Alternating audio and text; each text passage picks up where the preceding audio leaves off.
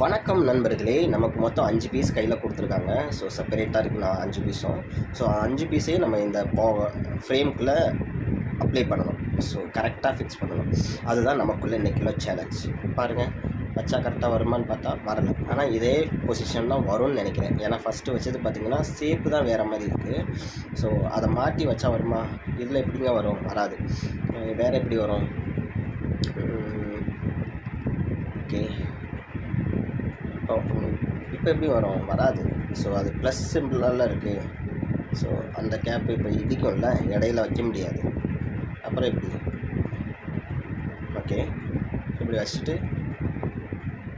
Rotate பண்ணணுமா? முடியுமா? Rotate பண்ணால் இடிக்கும்ல.